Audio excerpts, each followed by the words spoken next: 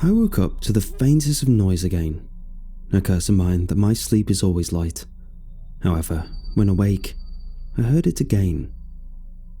I went over to the window to see what was going on, and was startled by the blank face inches from mine. On the other side of the glass was an antique wooden mannequin, pristine in appearance. Once my heart rate settled and my panic resolved, only frustration took over.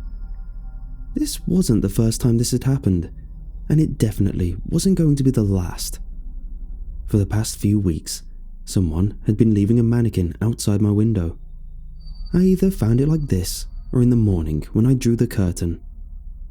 No matter what I did with the mannequin the day after, another one would inevitably show up. This added to my confusion, as decent mannequins aren't cheap. So, if this was a joke, it was adding up to be a pretty expensive one. The police were perturbed by this when I reported this to them, but until something illegal actually happened, they could only send extra patrols at night to scan the area, which always turned up nothing. The stress of these events didn't help my familial situation. For a number of months, my mother had been in a coma at the hospital, the looming question being if she'd make it. The doctors, in their annoying doctor speak, gave the most vague response that she had a 50-50 chance of making it out of the coma with no complications. Good odds in their opinion, but the idea that her life fell on the tip of a coin flip was frustrating on so many levels. My mother is an interesting woman. She was a very eccentric lady, which often perturbed the more conservative neighbours we had.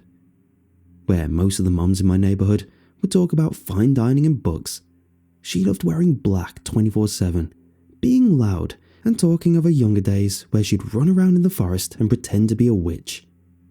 She always talked of her old friend group, which she called the Crimson Sisters, since they all had almost identical flare red hair.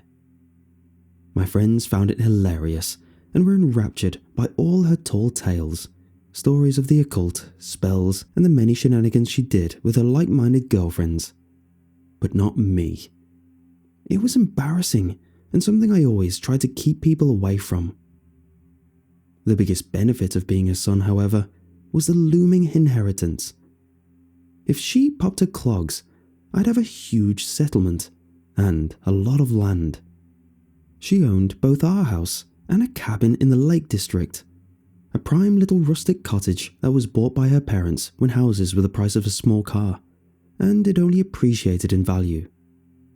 These were the building blocks to living the life I wanted, and they were so close. Everything hinged on the fate of my mother. I never hated her. In fact, quite the opposite. But I felt my time with her was up, and her time here wasn't necessary. When the doctors would leave me to tend to her, I didn't do anything malicious per se, but I wouldn't help. I'd squeeze the IV bags, hoping it'd aid the coin flip in my favour, stare at her and think of ways she could accidentally have a pillow over her face. I highballed the life support machine's plugs, but knew they always had backups far beyond my knowledge. Didn't want to make it too obvious. I even whispered words of discouragement to her, muttered that it was her time to go, that she'd be better off dead. Things that I felt might trigger her to head towards the light. She'd be peaceful there, I figured. Better than the hellscape our current world was in. It was a mercy. The stress of things were getting to me. My mood was ever darkening, and the looming thoughts were spiraling in my head, draining downwards into some terrible places. So I figured, why not get an early peek at the cabin and have a little getaway at the Lake District? I knew where the keys were because I had been there many times with my mother in the past. This was my chance to enjoy it with the peace and quiet of her absence. I packed light, grabbed the keys from her house, and made the somber drive through the scenic trails. It took a few hours, but it was worth getting tired from the drive to have that lovely crashing energy that lets you have the most perfect of sleeps. The peace was euphoric. No more sounds of the ever-busy city, no buzzing of the many electrical appliances that consume one's apartment. A looming silence blessed the property. I was in heaven on earth. I took my time wandering the cabin slowly, admiring every detail without the nagging presence of my mother. I went to my old bedroom and saw the left-behind vacation items, sports equipment, toys, little trinkets gifted to me over the years. My mother's room was a stark contrast. I'd never been in there before, not for long anyway. The room was much darker than the rest of the cabin, even with the lights on. Black curtains were adorned around the room in a scattered pattern, which gave off an almost fantasy vibe. Half-melted white candles were set about, dotted around the room. A large metal chest sat at the end of the bed, in the position of a neat sitting area. My mother never let me in her room by choice. When I asked her about it, she would just sigh and simply tell me I wouldn't understand her choice in decoration. That much was apparent. Though now, the trunk was calling to me in voices of curiosity. What was inside, I wondered. I flicked through the key set that I used for the cabin, but none of the keys worked. But I figured as much. My mother was not just a self-proclaimed witch, which I only took at face value, but knowing her all these years, she could easily be described as a trickster. I tried the wardrobe. It was adorned with many long flowing robes, corny outfits from an era gone, but no hidden compartment or key. I looked at the shelf and saw some books. They were of witchcraft and other dark history, but one stood out. A little book clad in what looked like a homemade leather bound. When I unwrapped it, I found the pages to be hollowed out, and in the middle was a little key. I found it. I popped open the mysterious trunk and was met with a pile of confusion. Body parts, all made from wood. Arms, legs, and other various parts, but one stood out like the cherry atop a cake. A head, blank, like a mannequin's. I slammed it shut, my mind racing with ideas that led to nowhere. Storms of confusion rummaged my mind.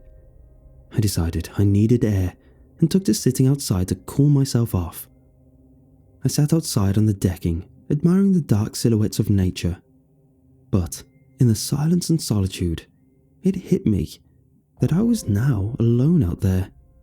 Something which was a luxury I wanted to relish in, but with the recent findings, now sat as a pit of anxiety. What I thought would be a peaceful setting started twisting in an unnerving tension. The silence started bearing down on me. The solitude made me feel insignificant and vulnerable. My eyes darted around the darkness, worrying about the shapes appearing out of nowhere. Any sounds that did pervade the silence were no longer serene, beautiful sounds of nature, but sensory threats. I ran inside and tried to settle down.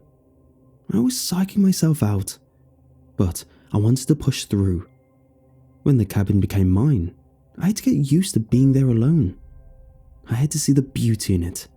After all, this was what I wanted. Still, it was getting late, and I felt it was time to settle in, so I'd have ample time to hike the trails and get intoxicated on the fresh air of nature. Learn to enjoy myself at the cabin so I could make the most of it. I waddled over to the front door and clicked it locked. Then another click. Then another. More sounds were accompanying my own, which made me furrow my brow. I leaned around to peek outside and fell ass first on the ground, my breath welling up in my throat, not deciding if it wanted in or out like a misbehaved cat. I eventually choked out my breathing in fast bursts as I stared at the face before me, or lack thereof. A mannequin, much like the ones that haunted me at home. Thankful that I just latched the lock, I backed away in the hopes that that was it. Another mannequin that'd just stand out there and do nothing all night. But it still pervaded my thoughts on how it got all the way out there. I was miles from home. I knew for sure I wasn't followed. There was no way. The roads to the cabin were small country roads. I'd have seen headlights from a mile off. Yet, the majority of my trip was alone. The biggest question, though, one that could be summed up in one word, was why? Why was someone doing this? Why did they choose me? Why did they follow me so far out? Nothing made sense. I heard more taps, something I'd have drummed up to nature before, but now made me investigate, almost on autopilot. Another window, another face. More sounds, another window, another face. The house was getting surrounded by these still figures, one window at a time, each one in their own oppressive pose. I rushed upstairs, hoping the high ground would save me. I entered my bedroom and latched the door. My eyes scanned the furniture, trying to figure out the optimal way to barricade the door. However, the moment my eyes scanned over the window, a scraping started. I knew I'd regret pulling back the curtain, but I also knew I'd regret not doing so. I was left with no choice but to look. There it was, a mannequin, arms and legs splayed out like it was gripping onto the sill like a spider, its head cocked to one side in an almost curious manner. I was left to curl up on the ground and scream. I didn't know what to do. There was no rhyme or reason to any of this. They never moved, yet they were everywhere. They never attacked, yet I felt threatened. They were not human, yet I felt inferior. I had a make it or break it moment. I could be cursed by these unnatural abominations, plagued to the end of times, or I could do something about this. My fight response kicked in, and I set to action. I grabbed a bat we had from my childhood. I stormed downstairs and burst out the front door. I was raring to go. The moment I took a few steps forward, a slamming sound jolted me upright from my braced position, followed by a draft. I turned to see the door firmly shut, with a mannequin standing in front of it, facing my way. All of the ones around the house also had their heads turned in my direction. My resolve weakened, but I was still itching for a fight. Until I turned around, and there were several new figures dotting the fields. More and more were appearing by the second everywhere I faced. I ran to my car and tried the handle. It was locked. The keys were inside. I squinted my eyes, trying to look for anything that could help, but my eyes only fell on one out-of-place detail. Among the figures were one or two that were different. Figures draped in dark, flowing robes and crimson red hair. I turned to the house, and there were dozens in my way. I couldn't go back. I faced the road, hoping to run my way to the nearest house, but more silhouettes were dotting the road. I turned back, and there were more, and they were closer. I turned back, and they were now up on the car. I couldn't do anything. Everywhere I turned, they'd be there, and eventually, they were upon me. I curled up and screamed one last time before everything went black. The last thing I heard was my name whispered in my mother's voice. This echoed and became clearer until I woke up. The room was white. I stared at an unfamiliar ceiling. Many people were around me, with warm looks on their face. A welcoming sight. I was in the hospital. Among the many doctors around me was one figure that stood out, with flare red hair. My mother. She was calling me, urging me to wake, and when I finally focused on her, she teared up. The doctors told me they were relieved I'd woken. Apparently, it had been a few weeks since my trip to the Lake District. They found me beaten and broken, something I confirmed when trying to move. They informed me I was in a coma from the severe head trauma, but due to the damage to my head, they needed to put me in a medically induced coma in order to aid neurological recovery. They told me to rest up and spend time with my mother, that they'd be back later for treatment. Once they left, silence prevailed. My mother was turned away from me, seemingly in thought. I was in too much pain to move, not that I had a choice with the amount of restraints and casts on me. When she eventually turned to face me, a new face appeared. No longer was she the happy woman elated to see her son return from the brink, but a face of malicious energy radiated from behind a sly smirk. She slowly walked over and leaned in. I first thought for a kiss, but her lips stopped right next to my ear. Within, she whispered only one thing. "It's your turn now."